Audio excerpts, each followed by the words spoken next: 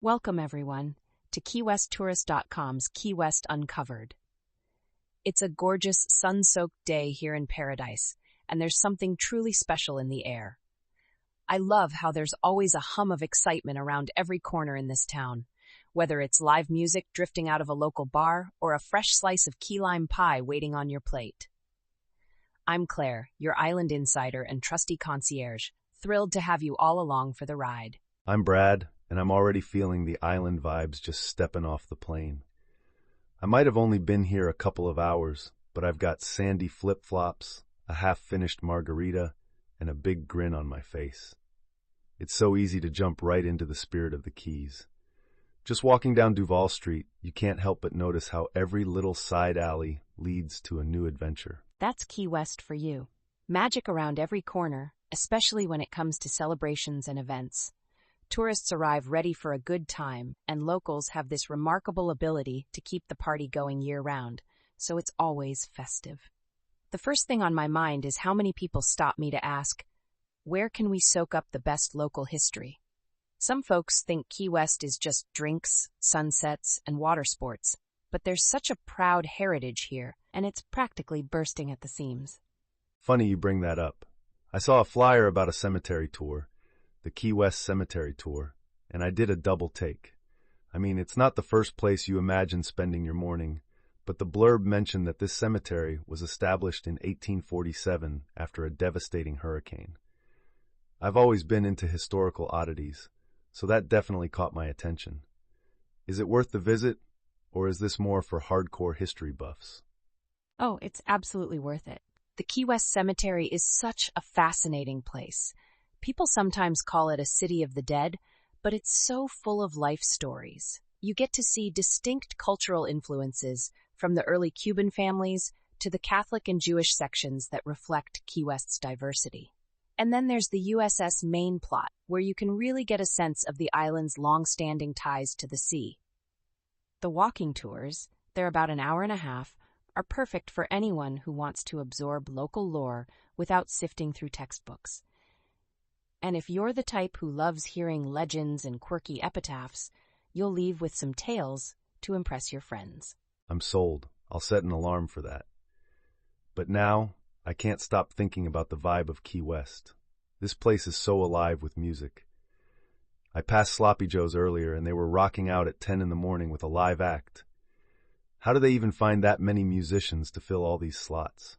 It's kind of a mystery even to us locals, but trust me, Key West is a magnet for artists of all stripes. Singers, songwriters, comedians, you name it. And these performers just keep popping up. On any given day, you might find Tom Curtis Jr. doing his thing at Sloppy Joe's bright and early, or you can wander over to Hog's Breath Saloon at noon for some soulful guitar from El Haley. I adore how so many of these musicians, like Jonathan Williams or Tony Baltimore, have their own backstories. It's not just about the music, it's their lives woven into every chord they play. That's exactly the energy I'm looking for. In the spirit of soaking up as many tunes as possible, I'm planning to pop in at Irish Kevin's, maybe around mid-afternoon, see who's playing. I heard they've got Milo O'Malley or someone from Ireland with a real Celtic twist to their set. And apparently by the evening, you can slide right into Comedy Key West if you need a laugh. This island is basically a non-stop showcase. Couldn't have said it better. And it's not just daily bar gigs that make the scene pop. There are also major festivals coming up. If you're a reggae lover, keep your eyes out for Roots on the Rock at Southernmost Beach Resort. There's the Vibe Nomads, local artisans in a vendor village, and plenty of sunscreen in the air. You can sprawl out on the sand, jam to your favorite reggae beats, and sip a chilled cocktail while the waves roll in. That's the quintessential Key West experience, if you ask me. Reggae on the beach is exactly what the doctor ordered. I also saw an event called Put-in Bay Days, which sounds intriguing. It has something to do with performers from up north turning Key West into a big midwinter party. I can get behind a multi-day celebration featuring 75 hours of live music that migrates from place to place. Do you think it'll be wild? Wild is putting it mildly. Put-in Bay Days transforms this city into an island mashup of Key West and Lake Erie vibes. All the musicians who normally play around Put-in-Bay come down here, and the local bars practically compete to host the best jam sessions. Rick's, Dirty Harry's, Sloppy Joe's, Schooner Wharf, they'll all be brimming with a celebratory crowd. If you like live music marathons, it's definitely your jam. Just remember to pace yourself. The party can run from early afternoon to the wee hours, and you don't want to miss out because you peaked too soon. Ha, spoken like someone who's experienced a few legendary nights. I'm marking my calendar for all these gatherings. But let's shift gears for a second, because I know you're also a fountain of knowledge about local architecture and history. I stumbled upon the idea of the Old Island Restoration Foundation's home tours in mid-February. People actually open up their historic homes for strangers to mosey through, admire the design, and snap pictures. They sure do. And these homes are treasures. Some date back to Victorian times, some used to be cigar makers' cottages, and others have that maritime flair, built by shipbuilders with an eye for sturdy craftsmanship. Wandering through them is like stepping into a time machine. You'll see blossoming gardens, stained glass accents, and maybe even chat with the owners if they're around. It's self-guided, so you can linger in the spots that grab you most. It's perfect for a romantic Valentine's Day weekend or just a leisurely afternoon if you love architecture. Proceeds benefit historic preservation, which means your curiosity helps keep Key West's heritage alive. Sounds like something I'd do for sure. Then after playing historical sightseer, I might treat myself to some tunes from Willie Nelson. I heard he's coming in February, performing at the Coffee Butler Amphitheater with members of his family. The guy's a living legend, and Coffee Butler is a gorgeous waterfront spot. Think that's going to be crowded? Guaranteed. Willie Nelson always draws a massive crowd, especially outdoors by the water. His fans span generations, and add Randall King opening up with a classic country vibe. Oh, that's a recipe for a sold-out show. If you can nab tickets, you'll see a side of Key West that's relaxed but still pulses with that starstruck energy. Picture the moon reflecting on the water, Willie's raspy vocals drifting through the night, everyone singing along to On the Road Again. It'll give you goosebumps. Now you're painting a picture I can't resist. Music aside, a friend told me not to leave town without hitting the Mel Fisher Maritime Museum. He said it's the top attraction for treasure hunters at heart. Something about a Spanish galleon's gold, right? Absolutely. The Mel Fisher Maritime Museum is the real deal. Mel Fisher himself spent nearly 2 decades searching for the Atocha, a Spanish galleon that sank in 1622. When his team finally found it, they discovered an insane amount of gold and emeralds. Walking through the exhibits feels like you're flipping through a history textbook mixed with a Hollywood adventure film. It's not just old coins and anchors. They also explain the trade routes, the cultural exchange between Spain, the New World, and beyond. And if you're really into the nitty-gritty process of artifact preservation, you can take a lab tour and see the experts working on centuries-old finds. It's fascinating. That definitely goes on my must-do list.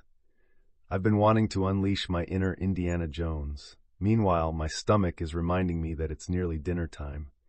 What's your top recommendation for an authentic bite? I've heard people rave about everything from Cuban sandwiches to fresh seafood. I can't decide. If you're craving Cuban, El Meson De Pepe's is a classic. Right near Mallory Square so you can catch that famous sunset. Then head in for roasted pork, ropa vieja, and maybe a mojito or two. There's often live salsa music on the patio. The vibe is festive, the portions are generous, and it's been around for more than 3 decades. Chef Pepe's dishes really respect Cuban heritage, but there's this island twist that keeps it from feeling too old school. Don't skip the Cuban nachos, by the way. They load them up with all sorts of goodness. Okay, I need that in my life. I'm picturing myself devouring an entire platter and then waddling over to find some live music to dance it off. But speaking of good music and atmosphere, do you have a go-to spot for after-dinner drinks? If you love music, Ram's Head Southernmost is always a blast. They host local and regional artists daily, everything from mellow acoustic to lively rock and country. Grab one of their signature Fordham and Dominion brews on tap, or hit up the Bloody Mary bar if you fancy a customized mix. The atmosphere is friendly, and sometimes you'll catch courtyard games in full swing.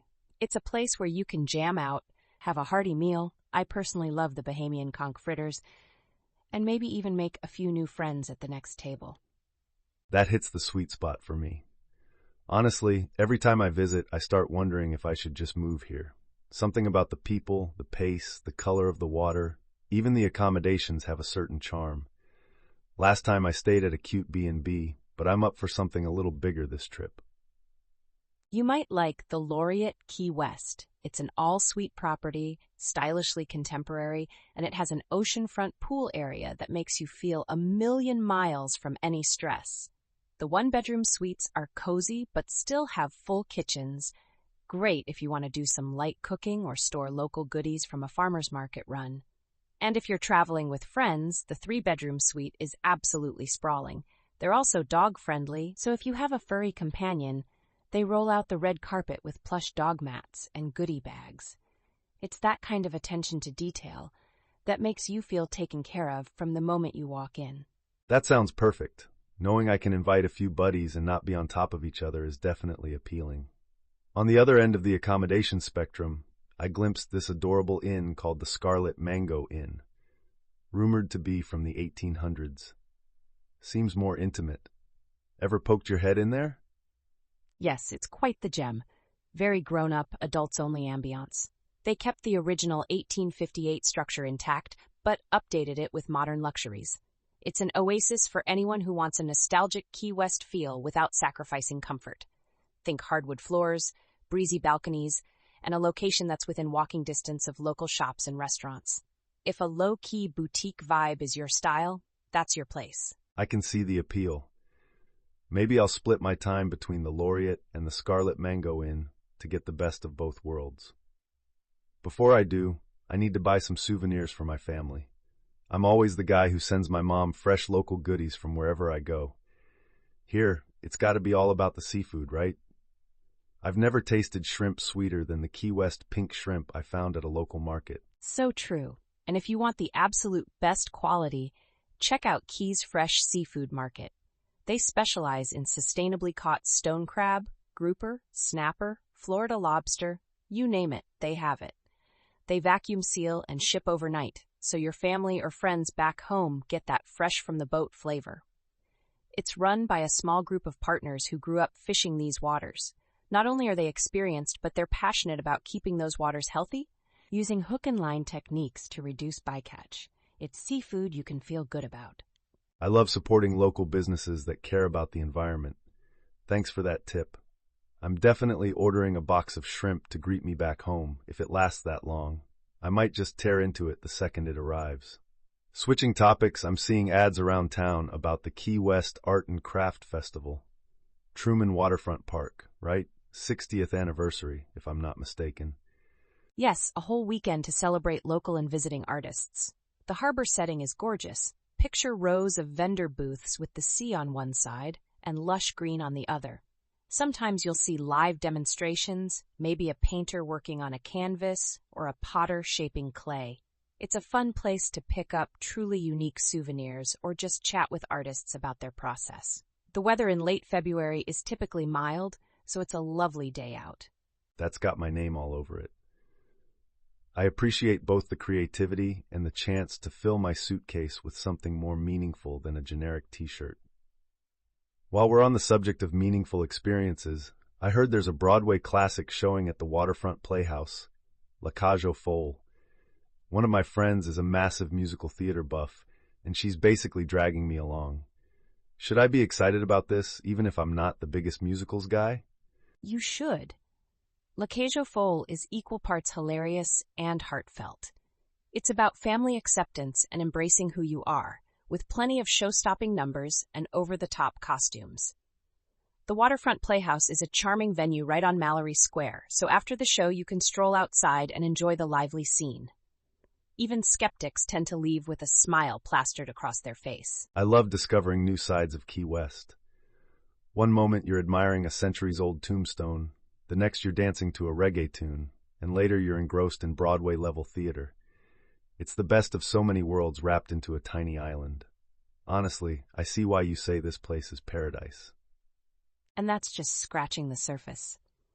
There's also the daily comedic magic of people like Randy Roberts at La Teta, or you might stumble on a jam session at Schooner Wharf Bar that runs until midnight. In Key West, you can be a night owl or an early bird and still find your kind of fun. So whether you're drawn to the arts, the music, the history, or just the breathtaking sunsets, you can create a schedule that suits your mood every day you're here. I'm already planning my next trip.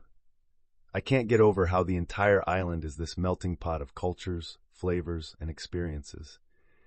And no matter how many times I come, there's a new festival, a different show, or a fresh corner of Old Town to explore. I'll always have a reason to come back, and I'll probably be bugging you for more insider tips. I'm here for it. There's no greater joy for me than seeing folks discover the magic of Key West, whether it's their first time or their 50th. Everyone here has a story, both the locals and the visitors, and it's that blend of people that makes this place so wonderfully vibrant. My advice is always, slow down, savor your surroundings, and let the island's spirit rub off on you. That's how you truly immerse yourself in the Key West way of life. Couldn't have said it better myself. Until next time, folks, see you in paradise. Thanks for tuning in to KeyWestTourist.com's Key West Uncovered. Keep enjoying the sunshine, the music, and the local flavors that make our island home unlike anywhere else.